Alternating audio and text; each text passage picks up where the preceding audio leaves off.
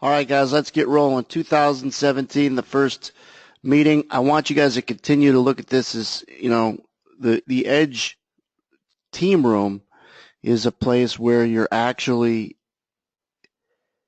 in the, sorry, I'm listening to this guy at the same time, is that's actually where you're sitting at your trading desk, okay? And you're actually got banter. You get to know some of the guys,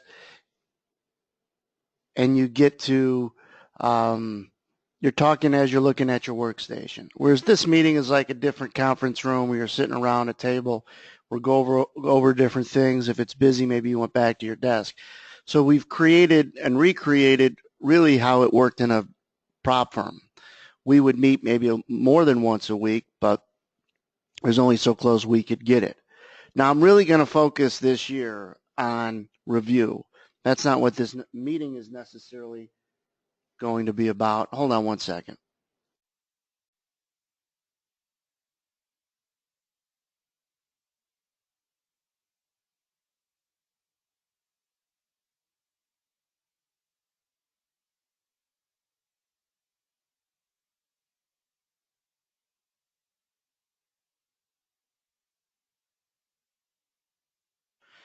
So that we're not necessarily going to make this meeting about review and everything else like that, but I think that people could all get better at going over what they do with someone else or even with themselves.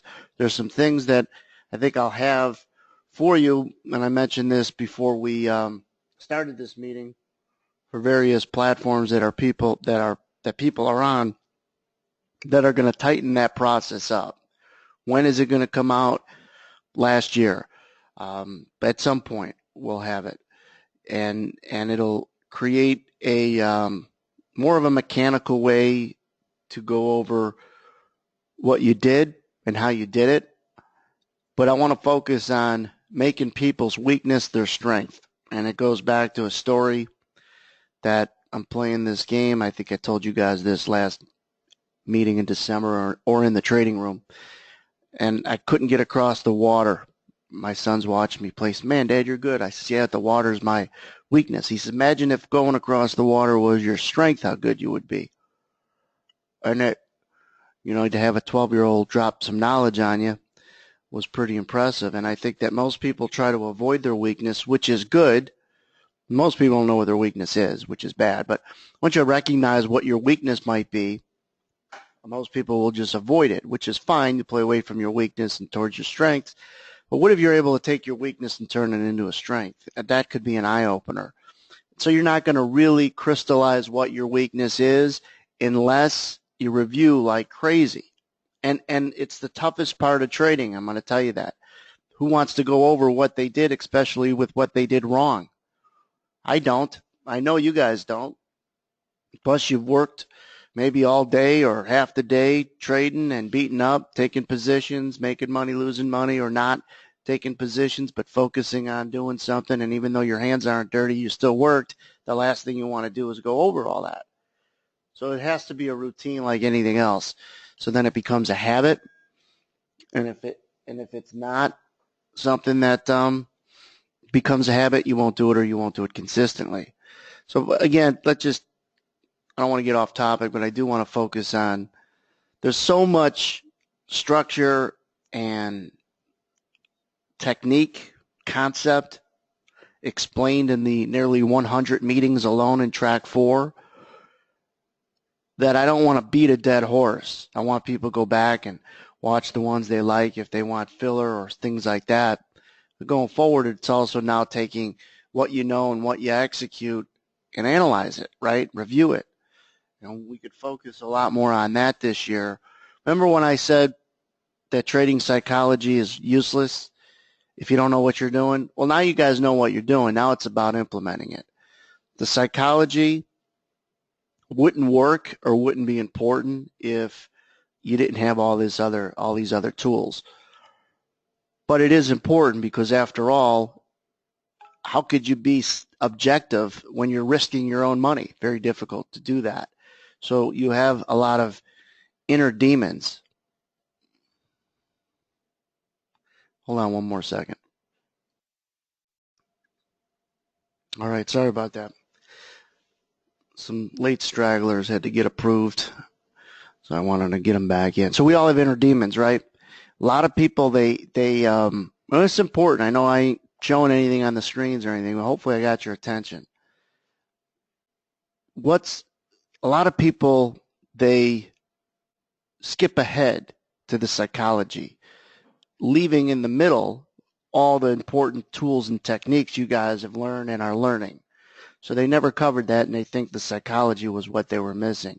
It could have been what they were also missing, but it's not going to get you from steps 1, 2 to 3 and whatnot. It could prevent you from your success, or getting you or keeping you successful, or blowing up. So that's important. I just disagree that it's important to get the missing piece. If you didn't know all this stuff, it doesn't matter.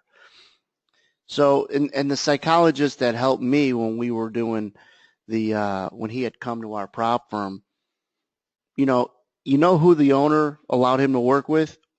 Established traders. That's it. We were the ones that were allowed to see him. He didn't have the younger kids going and see him because they still had a lot to learn. They were still learning the technique, right? The foundational stuff to get themselves in a position to be successful, and then they earn their right to go and have sessions with them. So there's some of that we're going to introduce this year to help people with what's in between your ears, including me. Remember, I'm doing these meetings. If it helps me, I really feel like it's going to help you. I've always thought of, by helping me, I help others, and vice versa. And that's how this all came about and has been so successful and tight. We're still getting big crowds that come to these weekly meetings. If they were boring or they sucked, you guys wouldn't be coming. I realize that they're good. Not surprised. I just know that the attendance is there for a reason. So let's start with the meeting of areas. I touched briefly on this in the trading room earlier this year or late last year, but I want to cover it again briefly. It's not going to be a super long meeting, but I did want to cover what to expect coming into this year, more of a inside your head instead of technique, because we've covered that a lot. So now it's going to be more of, you know what? You keep doing this over and over again, and it doesn't work. And you're not losing money, but you're making money. Or this is your weakness. Let's know it, and let's make it your strength. Just like my son told me when playing this stupid game Crossy Road. In fact, I'm going to take it off my phone because I'm laying in bed at night trying to beat my old record, and it's aggravating me. I can't even sleep. But I did make my weakness my strength. I'm able to get over the water pretty easy now. So areas, what does it mean? This is what is important to everybody in here. We're all different. We look different. We talk different. We act different. Some of us might be similar. Some of us might be opposite. But what's important is that we're all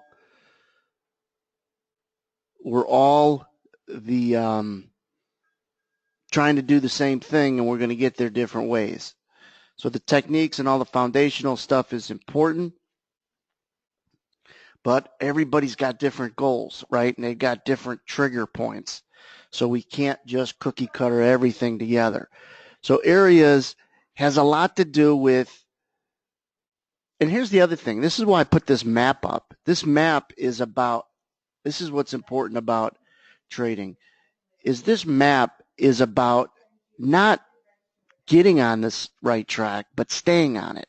See how it ebbs and it flows? There's a reason the graphic designer, I told him to do this. It's not a straight path. It's going to ebb, it's going to flow, it's going to circle you around. But the key to any path is to stay on it, right? Don't take the first fork in the road you get. Stay on some sort of path to get you to the same destination. We might move faster or slower through it, but we're all trying to get to the same destination. So areas, I want people to use this as part more in part more of their vernacular and part more of the way that they talk. I like this area, I want people to say. Not I like this price. You could like the price, and that's fine, but first you like the area. Everything is going to start from the top down, where you like a certain area and you're going to drill down into the price that you might be able to buy. Because if a market, and I'm going to go to sketch pad so I could draw on this. One sec.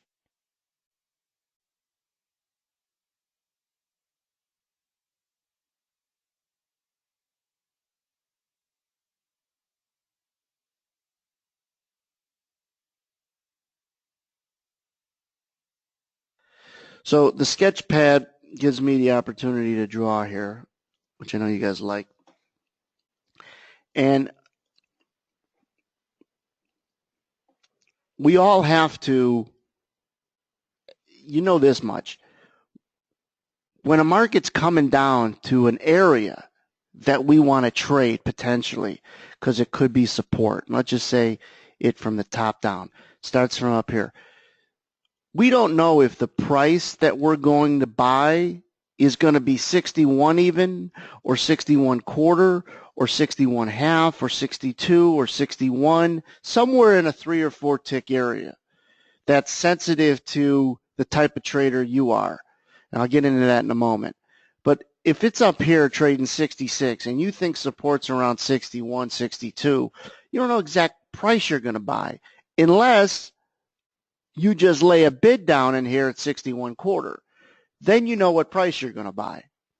I don't advocate that, even for guys that are really, I don't mind people doing that as it gets closer, maybe, because you're seeing some things that might make you say, now I'll put 61 quarter in. But if it's trading 66 and to just throw a bid in there, to me that's like being on the railroad tracks.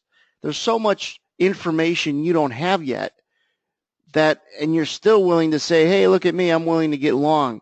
Well, there's a lot of information between here and when you're going to get filled that you're going to maybe ignore. Maybe you don't think it's support anymore because of some new information.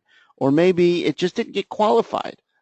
So I want people to talk in areas instead of prices until you get into your area, and then you could start negotiating prices and use the team room to say, hey, I like this area. Now I really like these 61 quarters. And not that you have to say that out loud, but you're thinking that in your own progression.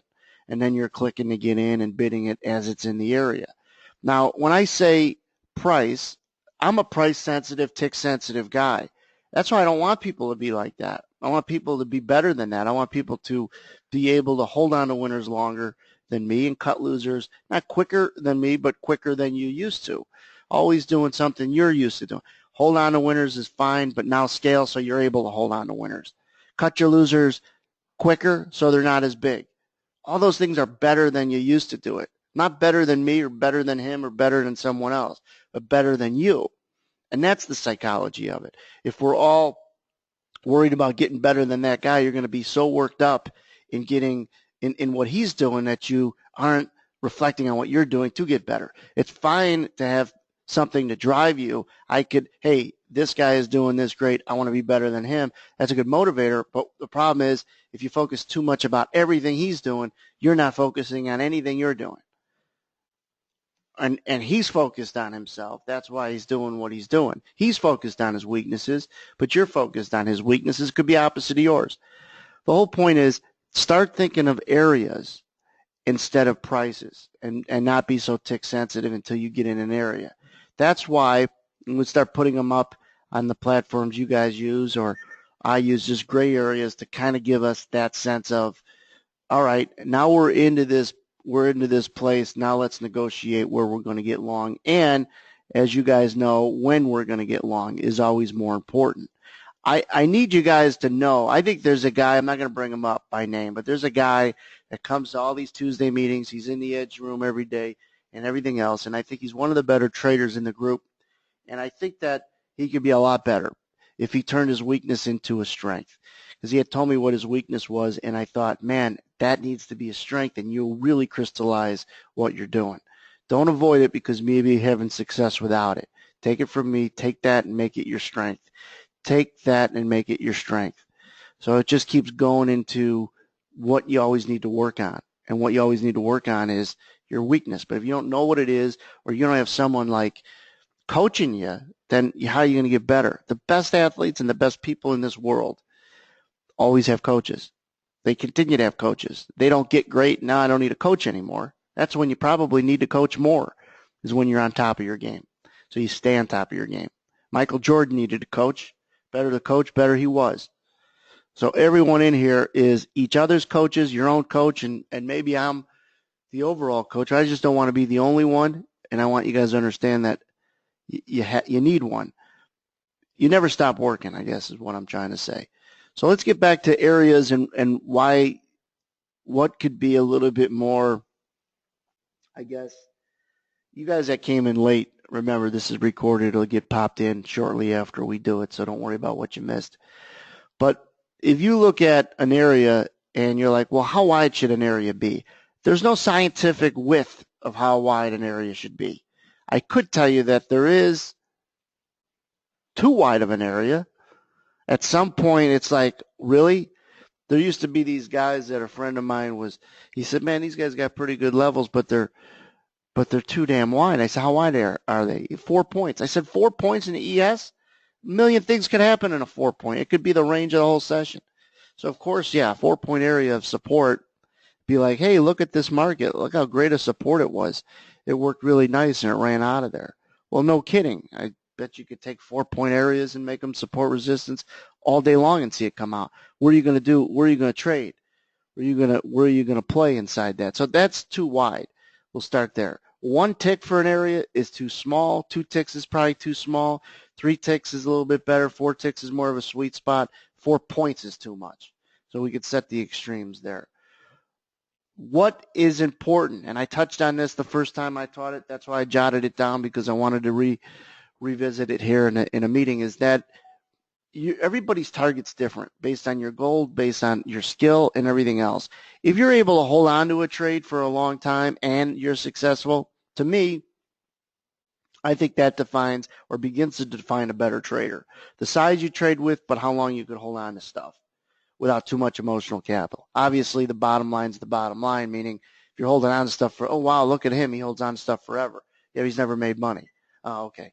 If a guy is successful, he's making money, he's pulling money out of the market, he's not taking giant risk, but he's able to squeeze those winners, to me, that starts to become the definition of a great trader or a better trader than others. So it has a lot to do with your targets. If your targets, and I hope people, based on everything you've learned in this course, I hope your targets aren't all in, all out. I hope there's some sense of scaling that you're able to do. The further your target is out, the more scaling I think people should do, unless it's busy and it's going right to targets. But I think the further your target is away from an entry, I'm talking on the profit side, I think the more scale opportunities you need to have. So you could kind of always prevent that emotional capital running too high. Get yourself comfortable. And if you're scaling out too quick and you don't have a lot left for the ultimate target, that's a great problem to have. And that's an easy problem to fix. The key is to get it to go, as we all know, from that lower X to this higher X. Is to get it to go your way is the key. Everything else, if you're working on your when moment, your location, and your timing, and you can get a market to go your way sooner rather than later, everything else is easier. Everything else is easier to be objective about, because now you're playing with the market with money on the table instead of it always being against you. And now you got to learn to trade with it being, picking bad spots. It goes right against you. You got to be objective when that happens. Good luck. So your targets, whatever your targets are going to be, naturally for you should dictate how wide your area is. If my targets are 2 ticks to 2 points, 2 to 3 points, let's just say, all right, if that's what my targets are to get out. So you take a winner on a third, a winner on a third, a winner on a third, and this last target is 2 to 3 points or 8 to 12 ticks, then my area cannot be 2 points wide. It's too wide. Too much could happen. That's what I'm looking to make. So my area, if I'm going to say, hey, I'm going to look to buy this area between 66 and 68, I think I got to tighten it up personally. I still don't want to be a 1-tick guy and say I'm looking to buy 61 quarters. That's the ultimate support. Great, I'll just bid it here and life is good. We all know that doesn't work. So the smaller or shorter your profit targets are, obviously the shorter your stop loss should be and the tighter your area should be. The reason why I'm getting into this is because remember this, if you don't remember a lot from this, you could always replay it and rewatch the recording. But remember this, when you're long, your mind knows this now, whether you know it or not. Your mind is feeling this and you're reacting off it, whether you know it or not. And that's this point. If you're long, okay, and the market is your way, you're feeling a certain way. If it's against you with a minus, you're feeling a certain way. Whether you're acting or reacting off of what you feel like, you could be damn certain in your mind that that chemistry is bubbling. If you're long and it goes your way, if you're long and it goes against you. Some of the feelings you have are good and bad on both sides. You could have negative feelings being in a winning trade. What are the negative feelings? When I say negative, you might want to get out too quick. You might want to just take the profit. Forget about your target. Got some money. All right. And then you end up cutting a lot of winners short. You're getting too excited. You're not truly being objective. That's what's negative about having a trade go your way. Especially if you're cutting a lot of your profits short and your average winner is smaller than your average loser. Obviously, we know what's negative if a trade's going your way. One of them is it's almost like you're less anxious to get out. You're more anxious to get out when a trade goes your way, and you're less anxious to get out when it goes against you because we don't want to be wrong. Remember, if a trade's your way, your mind at some point is saying, get out. You're not right till you get out. Get out. Take the money. Let's take the profit. Let's feel good about this. And that's sometimes not always good. Well, when your trade goes against you, your mind's saying, hey, you're not wrong yet until you get out, dummy. Buy a little bit more or hold on to it. It's going to come back. Oftentimes that's not good if that's the only reason why you should hold on to it. It's because you're wrong. You shouldn't get out of a trade if it's a winner if the only reason is because you want to be right. Those are not two good reasons to exit a trade. So when you're long a particular price, this isn't just ahead of getting in a trade. This is also after you're in it. Once you're long a particular price, once you opened up the position, your mind and the world, your world, now the world doesn't know you're long from 61 even, but your mind has just jumped up. Let's say you're good at putting your mind on a leash, right? You know that story? Your mind either has you on a leash or you put it on a leash. Let's say you put your mind on a leash and you're walking it down the street.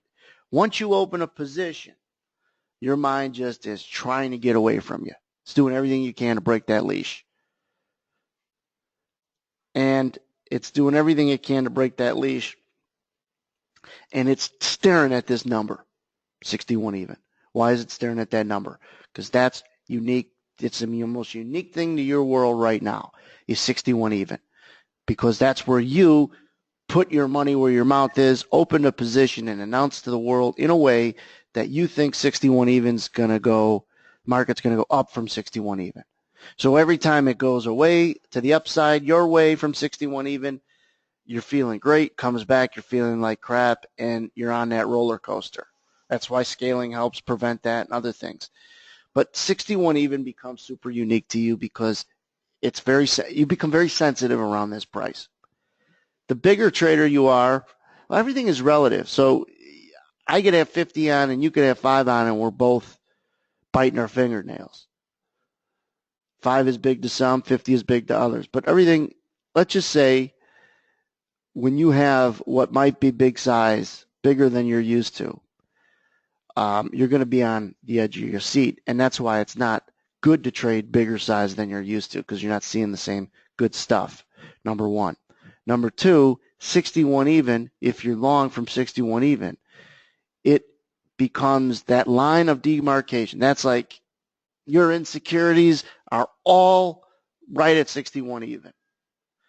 You think that this is over-explaining something, but every time you get into a trade, that becomes a big trade, an important trade. Your opinion's out there to get trampled, but all your insecurities are right at that price. If you look at it from outside a trade, the whole world knows and are waiting for you to either fail or see what you do. This is what your mind is building up. The whole world doesn't give a crap, but your mind does, and your mind is playing tricks on you or trying to get away from that leash as quickly as it can, because it's not comfortable. When your mind's not comfortable, it's trying to get away. So you're not comfortable. You're less comfortable when you're long or short. When you're open a position, you're going to be less comfortable than when you don't have a position on. That's why it's good in the room, whether you're listening to other people in the team room or listening to me in the trading room, is you always got some sort of voice of reason. And that's because you guys know me. Now, someone that comes in, they don't know if I'm good or bad at what I do, and they don't know if I'm a voice of reason, but you guys know it. So when you're listening to someone you know is the voice of reason, it could help settle you down when you're in a position a little bit more than you otherwise would be. That's the difference of being on an island and not being on an island. So getting back to 61 even. 61 even is the absolute most important price in your life right now, and you're reacting around it, and it's on the marquee. All your insecurity is at 61 even. You become sensitive. And we don't do anything really well when we're sensitive. We don't relate good to people when we're too sensitive. We don't do anything good. We react, and it's just something good to recognize. So this whole idea of areas will help alleviate the sensitivity that you have. You don't want to be numb to risk. You want to have some sort of feeling, but you don't want to be too numb, and you certainly don't want to be too sensitive. So when you trade an area, or when you start thinking of an area, not trade an area, but when you start thinking of your locations and areas, and some of you guys are only looking for 4, 5, 6 ticks, that's fine. Your area could be 2 or 3 ticks. But when you start looking at an area and start framing it that way mentally, you're not then so damn tick sensitive or price sensitive. You're not tick sensitive every time it goes up or goes down or goes near your price. And you're long no longer from 61 even, you're long from your area. It happens to be 61 even you're long from, but I'm really long from my area. This really works. I don't want to say better. It works for everyone, but it will work in keeping people relaxed that are longer time frame, position type traders that'll hold on to something for hours and maybe days, but it's certainly hours. And there's a handful of guys in our community that trade that way. And some people want to trade that way. Well, if you're long from 61 even and you're trying to find a target that's way up there, you know how much stuff is going to happen. But if your target is further away, your area is a little wider, and maybe your area is 63 to 61 even. I don't think that's too wide of an area if you're looking for, and there's no science to this, but if you're looking for 4+ point winners, maybe 7-point winners, point winners on the upside on your final exit. If you're looking for 4, 5, 6, 8-point winners, then your area to want to do business in and trade could be 2 points wide. Now, you don't know what price you maybe get long in this 2-point area. Let's erase some of this stuff. Remember, this is for someone with a pretty long position type goal. You use your timing mechanism, but here's your area, and then you use your qualification and everything else that there's content upon content, technique upon technique in track 4 alone, but you use that to say which price in this 2-point area. Say this is 60 and this is 62. What price in this 2-point area do I want to buy when the market's above me? Because I'm looking to buy support. And all of a sudden, and don't say, 61, Anthony, right in the middle. Yeah, maybe sometimes it's 61, but you'll come into this range and you might see something that's going to pop us out pretty quick. You might see something that's going to keep us consolidated, and you start using the technique of identifying where the consolidation is going to be. play a breakout, look at an ancillary, and it said, woo, it actually got me long at 61.25. Why? Because that was the timing where I anticipated buy stops above and the NASDAQ took off. Do you see how all these things now that you learn have come together with market relationships or ancillaries, identifying you don't have to be a breakout trader. You could just be qualifying your 2-point area to get you to your bullish target up here. Does that make sense? You just happen to use a breakout technique to find better timing to have the son of a gun go your way as soon as possible and get the hell out. Well, you don't know what price in this 2-point area that might happen in, but you do when it happens if you have the right techniques to qualify. But here's the point. You get long, it ends up being 61.25 based on the techniques you've learned, ancillary breakout, whatever. And the market goes up, which is what you expect it to do. This is what also helps you. If your timing is good based on some confidence, you know that if it isn't going and you're using some good stuff to time, that's probably not going to go. So you got time on your side. When I say time on your side, I don't want to confuse people. Even though you're holding on to this trade for a while, you know it should start going your way pretty quickly. That's what you want in this business. You don't want to open a position and then say, well, I expect to wait a long time before it goes your way. That sucks. Nobody does and makes investments, or they manage the hell out of that investment. It's going to take a long time to work, or it's going to go way south before it goes up. Those are more or less, those are investments. Those aren't trades. Everything is about timing. Who wouldn't want to make an investment in a stock or in a restaurant where it was going to start making money right away?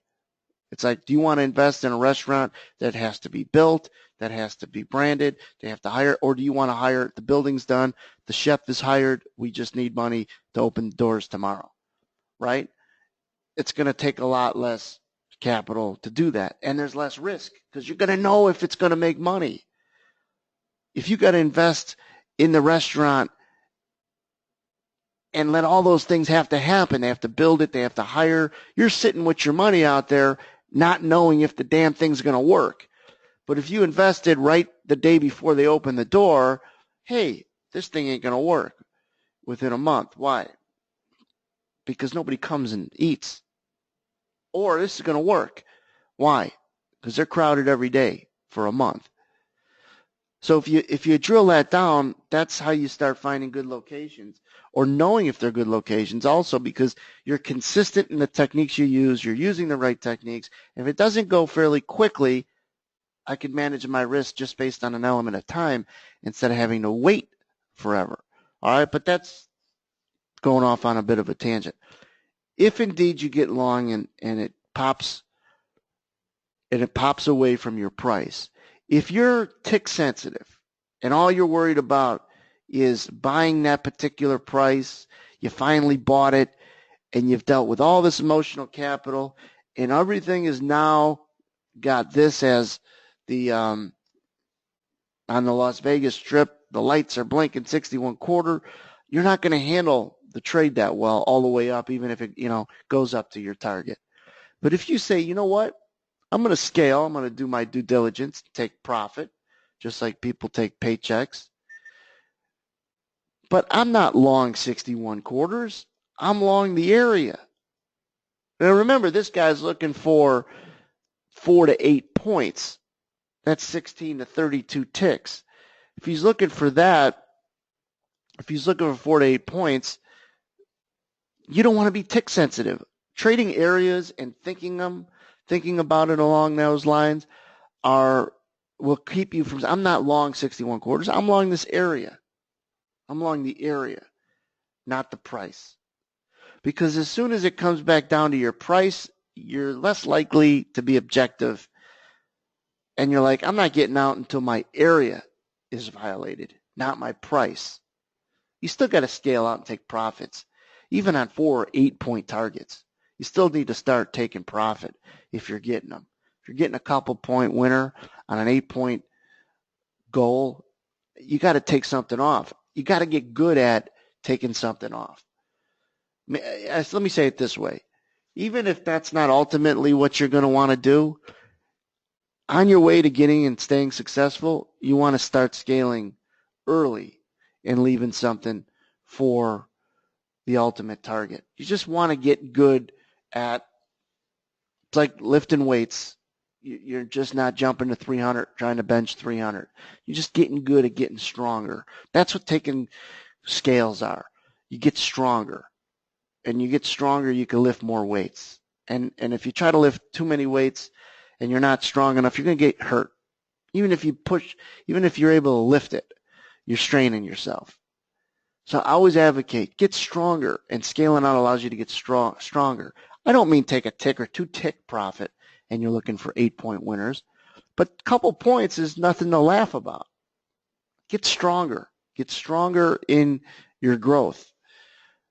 But my point is that you're scaling out, and if it comes back, the balance of your position comes back, you're not looking at it as such a big test where the teacher's standing over you and you got to answer the questions as she's staring down on your paper. That's what it feels like when you just think about the tick or the price. You become tick or price sensitive. You're just like, no, I'm along this area, man. This area should hold. And either I'll see something that'll jump out at me, like, something I've learned in this edge community, or I've given it enough time and there's some sell stops maybe a little bit better than my area. You could adjust your area while you're in the trade. But you're really going to put yourself in a position to be, I won't spell it out, but be more objective than subjective when you think, and you got to talk in areas first. Don't talk in price, and you could start doing it today in the team room. I like this area. Some guys already do it. Even if it's a price you like. Say, I like this price inside this area. Put a little area around the price you like. Even if you like a certain price and you're dead nuts on calling that price out, great. It's 61 quarter. Put a little area around it. And the area is based on what you're looking to take out of the market. This program for people that are newer isn't a system that you're investing in. It's not a strategy that's very systematic. It's first learning the timing of anything. It might not sound right, or might not sound or make sense to people that are newer to trading or newer to this kind of education. Here's what doesn't make sense is people want the strategy and they think that that's the hardest part, and it's not. The strategy is the easy part. The timing and location to qualify anything, that's where the skill that you have to work on. The strategy is always after someone's worked on location. I'm bullish, but where are you going to get long is always going to be the preface. So why not work on where am I going to get long? Then I could be bullish, where am I going to get long? And if I'm good at where I'm going to get long, then maybe I can get a head start. And maybe I can manage my risk easier. And maybe if I manage that better, I'm managing my emotions better. But if your timing and your locations aren't something you work on first, strategy is useless. I show some patterns early in track 3 to get people to understand why patterns would work. But this is the key. Nobody in here is ever expected to have an ABC, something worked out for them. Because most people who come here and do this program have already realized the ABC 1, 2, 3 systems don't work. I've already been through that, right? That's what's cool about this community is that the people have already been through the other filters and they've circled back. That's why like-minded people typically are the ones coming to these meetings and to the team room. For the most part, 99% are already been through a lot of the nonsense, and so you're not getting your lazy. There's always some anecdotal evidence where you'll always have exceptions to this rule, but you're not getting your lazy green light, red light trader. Someone willing to learn a little bit. So timing is important. And then once you've timed it out and you highlighted 61 quarter, you're not putting so much or as much pressure on yourself and that price doesn't have to have the blinking lights. All right, does that make sense? Don't have the blinking lights, and you could calm down if it goes a little bit against you or a little your way, especially if you're looking for targets out there, where you're long the area. So everyone could open up their price and create an area. Some of you guys that look for an average of 4 to 6 ticks, all right, I would say, besides me, take me out of it, there's a lot of guys that look for 4 to 6 ticks. Well, let's say there are guys that look for 4 or 6 tick. I know of a few. Would be that would be their, I don't want to say average, but maybe their straggler, and that's fine. Well, then your areas would be a few ticks. Maybe you're like, I'm going to look at 62 even to 61. And don't be so scientific either. Like, well, I'll never buy something above 62 or below 61. You just start thinking in areas. Try to force yourself to talk that way when you're talking to each other. I like this area. Some of you guys do it, like I said before. Some of you guys already do it. And then after you're in the trade too. So there's 2 steps to this meeting. And it was before you get in the trade, you're thinking of an area so you're not so nervous. Think about that. You got a price, which is that X down there, and the market's up in here. That's the train. This is the market price. And she's coming down. The closer she gets to your entry or your price, the more anxious and nervous you're getting. Right? Absolutely. Because now it's time to talk turkey. It's time to put your opinion out there. It's almost just like you're giving a speech after this guy. This guy's about wrapping it up. You're about to go on. You ready? You're getting a little bit more nervous as it's your time to go out on stage. Curtain's going up. And so you want to be nervous, but you don't want to be too nervous. There's that, if anybody's too nervous, they're not going to give a good speech. If someone doesn't have some butterflies, they're not human. But you can't be nervous because you'll seem nervous in a speech or in a trade. So the closer it gets to your time to go on stage, or the closer the price is getting to your price, whether you got a bid down there or not, the more nervous and anxious you're getting. You got to work on that. And if you have like a room for error, which is what an area does, gives you a little room for error, it'll take pressure off that price being that ultimate line in the sand, and that's all that'll work. Some of you guys, based on a lot of the stuff that you've learned, got some great levels. Well, then your areas are maybe 1 or tick plus or minus from that great level, but still making an area. I'm not advocating all areas are 2+ points wide at all. And anything north of 4 is way too much, unless you're more of an investor, like buying and selling stocks. In the ES, I think 4 point, it's different, but most of us aren't like that. So still have an area. So when the price is getting down, you got some room for error. You're not getting so anxious. Then once you maybe see something to get you long in there, you're not so focused on that price. Put yourself in a little bit more comfort. You're not long from that crazy price. And if it helps you, when you get long, if you're using a platform like most of you guys are, that shows you where you're long from, if you have to, remove that setting. You should know where you're long from, but just think, I'm long from this area and not from this price. Because every time it goes away from your price, you're thinking something. Every time it goes back towards your price, you're thinking a lot of stuff. And round we go. Areas are one of the first steps, I think, and I'm not going to have the meetings be like, all right, step 1 was areas, step 2 is this, step 3 this, 4, 5 this year.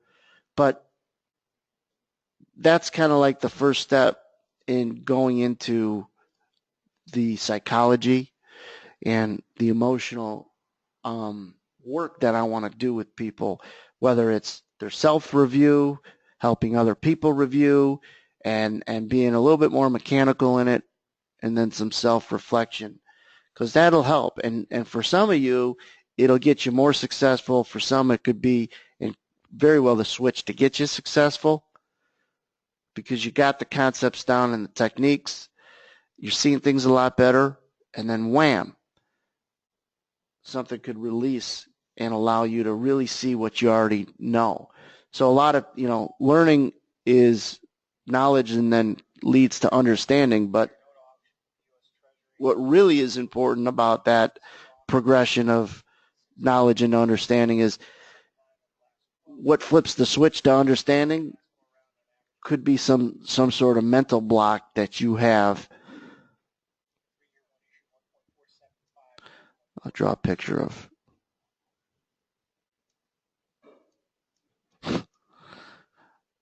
from someone who is mad and angry, isn't seeing something. He's got all the knowledge in all the tracks of what to look for, but he hasn't understood it until he's able to put a little grin on himself. And all of a sudden, this all flares and he gets it. So the knowledge, if you guys have went through and did some of the work of understanding these concepts and these techniques, the knowledge is there. The understanding for some of you is there. But if you could just maybe open some psychological doors, then I think it could certainly trigger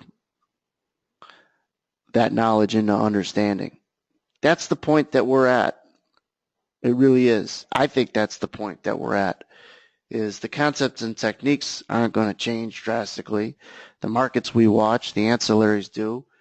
The volatility and the nature in which we trade from, real good to real slow and everything else. But now that a lot in the last 2 years go over concepts and techniques has been buried into people, now it's about what's in between your ears, or could be what's in between your ears. Some of you already kind of conquered that, but it is part of why we meet.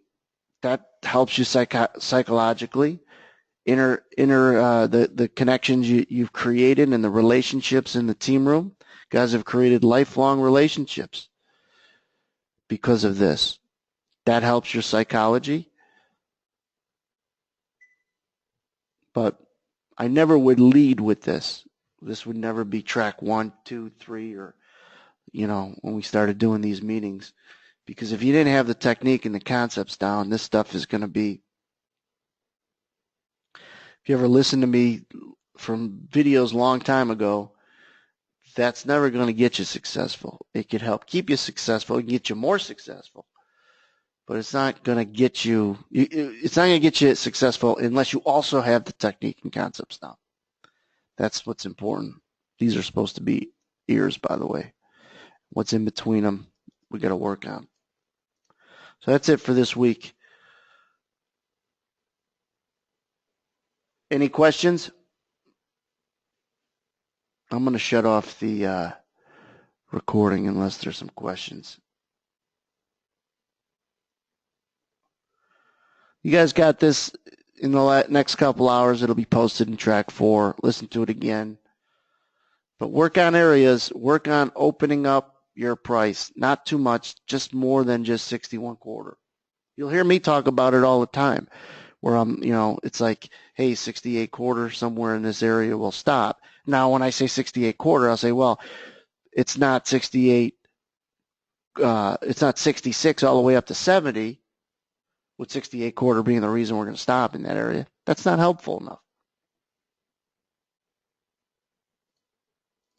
All right, guys, my pleasure. I'm glad you liked it. I'm going to stop the recording now.